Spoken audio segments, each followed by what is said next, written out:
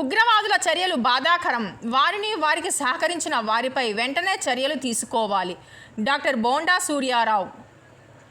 కాశ్మీర్లోని సామాన్య ప్రజలపై తుపాకీ తూటా కాల్చిన చర్య హేయమైన చర్యని, దీనిని వెంటనే ఖండిస్తున్నామని ప్రముఖ డాక్టర్ బోండా సూర్యారావు తెలిపారు.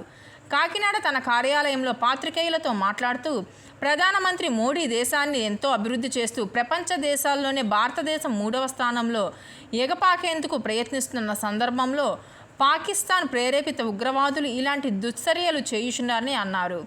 భారతదేశంలోనూ కొంతమంది పాకిస్తాన్ ప్రేరేపిత వారు స్వీట్లు, కేకులు పంచుకుంటున్నారని, ఇలాంటి వారిపై వెంటనే కేసు నమోదు చేసి చర్యలు తీసుకోవాలని తెలిపారు.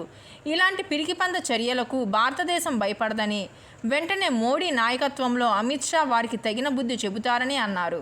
ముఖ్యమంత్రి చంద్రబాబు నాయుడు, ఉప ముఖ్యమంత్రి పవన్ కళ్యాణ్ ఆదేశాలతో గత 3 రోజులుగా సంతాప దినాలుగా కూటమి నాయకులు అందరూ కొవ్వొత్తుల ర్యాలీ, మానవాహారాలు, నిరసనలు తెలియపరుస్తున్నారని తెలిపారు. అందరికీ నమస్కారం అండి. నేను doctor Bonda Suryarao, Janasena party senior నాయకుడిని. అయితే 2 రోజుల క్రితం మన భారతదేశంలో జమ్మూ కాశ్మీర్ వద్ద, పహల్గామ్ వద్ద ఉగ్రవాదులు దాడి చేసి మరి 26 మందిని చంపేయడం జరిగింది. ఇది దేశం యావత్తు ఉలిక్కిపడేలా చేసినటువంటి ఉగ్ర చర్య. ఇది ఉగ్రవాద చర్య, పిరికిపంద చర్య అని కాకుండా పొగరబోతు చర్యగా కూడా మేము పరిగణించడం జరుగుతోంది. మన భారతదేశం భిన్నత్వంలో ఏకత్వం కలిగినటువంటి దేశం. అన్ని మతాల వారు, అన్ని కులాల వారు అందరూ కూడా సౌఖ్యంగా, సుఖంగా బతుకుతున్నటువంటి దేశం.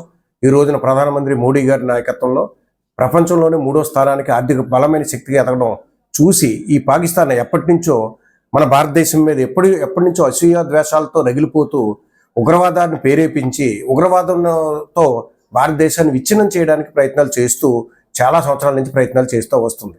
ఈ రోజున అదే ప్రయత్నంలో ఈ రోజున జరిగినటువంటి ఉగ్రదాడి మరి 26 మంది ప్రాణాలు పోగొట్టుకోవడం, అది కూడా వారిని మగవారిని టార్గెట్ చేసుకుని, హిందువుల్ని టార్గెట్ చేసుకుని చేసినటువంటి ఈ పిరికిపంద చర్యను తీవ్రంగా ఖండిస్తున్నాం. ఇటువంటి చర్య పునరావృతం కాకూడదు అనుకుంటే మరి ఎన్డీఏ ఆధ్వర్యంలో ఉన్నటువంటి మోడీ గారు, అమిత్ షా గారు వీరందరూ కూడా వారు తీవ్రమైన చర్యలు తీసుకుని పాకిస్తాన్ని పీచవనిచేలాగా, మక్కిలు ఎర్రదనేలాగా, మూలను కూర్చోబెట్టేలాగా వారి ఆర్థిక వ్యవస్థ మీద బలమైన దెబ్బను కొట్టి అవసరమైతే యుద్ధాన్ని కూడా వెనుకాడకుండా చేసి ఇటువంటి తీవ్రవాదాన్ని పూర్తి స్థాయిలో అణచివేయాలని చెప్పేసి మేమందరం కోరుకోవడం జరుగుతూ ఉంది. ముఖ్యమంత్రి పవన్ కళ్యాణ్ గారు మన దేశంలో ఏదైనా మతాలని ఏ రకంగా రక్షించుకోవాలి, అన్ని మతాలకు ఏ రకమైన గౌరవ మర్యాదలు ఉండాలి, సనాతన ధర్మ పరిరక్షణ ఏ రకంగా జరగాలి అని చెప్తూ ఈ అన్ని దేశంలో ఉన్న కలిసి మెలిసి బతికేలాగా అందరూ సుఖజీవనం అనిపించేలా ఉండేలాంటి విధానంలో వెళ్ళాలని చెప్పి పవన్ కళ్యాణ్ గారు కోరుతా ఉన్నారు. ఈ రోజున అదే నిజమైంది. ఈ ఉగ్రవాదులను వీరందరినీ కూడా వేయాల్సిన పని ఉంది. వారిని వెనకేసుకొస్తున్న దేశాలను కూడా మరి మన యొక్క యుద్ధాన్ని ప్రకటించి వారిని పూర్తి స్థాయిలో లొంగదీయాల్సినటువంటి పరిస్థితి ఉందని చెప్పేసి ఈ రకంగా తెలియజేసుకోవడం జరుగుతోంది. మరి ఆ రోజున మసూన్రావు గారు చనిపోయినప్పుడు పవన్ కళ్యాణ్ గారు వారి ఇంటికి వెళ్ళి పరామర్శించడం జరిగింది.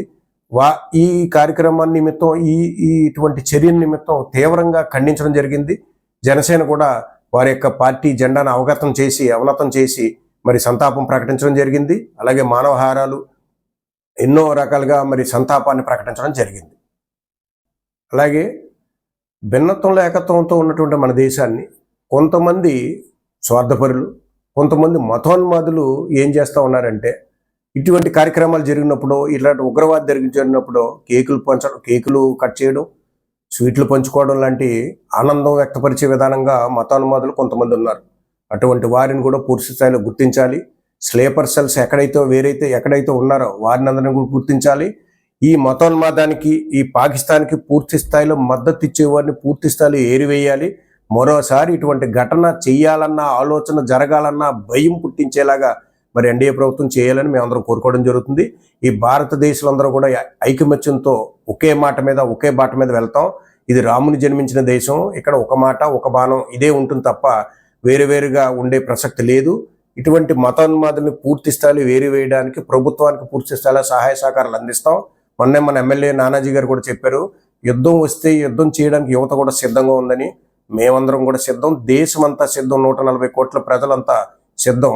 భారతదేశాన్ని ఎదుర్కొనే దమ్ము మీరు దోచుపరంగా ఎత్తుక్కోండి, రాజకీయ పరంగా ఎత్తుక్కోండి, కానీ ఇలాంటి ఉగ్రవాద చర్యలతోటి, పిరికిపంద చర్యలతోటి మీరు దేశాన్ని విచ్ఛిన్నం చేయలేరని మరోసారి చెప్తూ డాక్టర్ బొండా సూర్యారావు.